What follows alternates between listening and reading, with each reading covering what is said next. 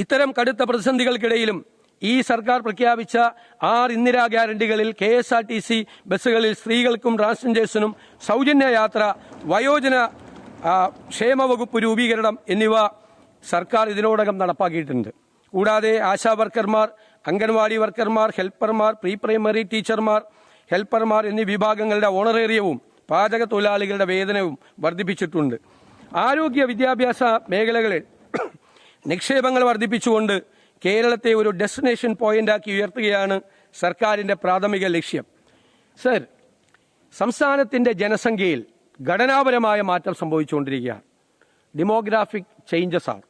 Demographic ഡിവിഡൻഡായി മാറിയിരിക്കുന്ന യുവാക്കളുടെ എണ്ണം സംസ്ഥാനത്തിന്റെ ജനസംഖ്യയിൽ കുറഞ്ഞു വരികയാണ്. ഇതുകൂടാതെ യുവാക്കൾ തൊഴിൽ തേടി വിദേശ രാജ്യങ്ങളിലേക്ക് കുടിയേറുന്നുണ്ട്. ജനസംഖ്യയിൽ ഉണ്ടാകുന്ന ഘടനാപരമായ മാറ്റം സംബന്ധിച്ച് ഒരു സമഗ്രമായ പഠനം അനിവാര്യമാണ്. സംസ്ഥാനത്തിന്റെ സമ്പദ് വ്യവസ്ഥയ്ക്ക് മുതൽക്കൂട്ടാകേണ്ട വിദേശത്തേക്ക് തൊഴിൽ തേടി പോകുന്ന യുവാക്കൾക്ക് മികച്ച വിദ്യാഭ്യാസവും തൊഴിലവസരവും നൽകിക്കൊണ്ട് അവരെ സംസ്ഥാനത്തിന്റെ വികസനത്തിൽ പങ്കാളികളാക്കേണ്ടതുണ്ട്.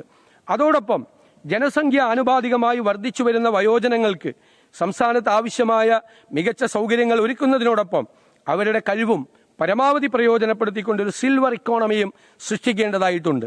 സംസ്ഥാനത്തിന്റെ സാമ്പത്തികമായ പരാധീനതകളും ഘടനാപരമായ മാറ്റങ്ങളും പരമ്പരാഗത മാർഗങ്ങളിൽ കൂടി മാത്രം പരിഹരിക്കാൻ സാധിക്കുകയില്ല.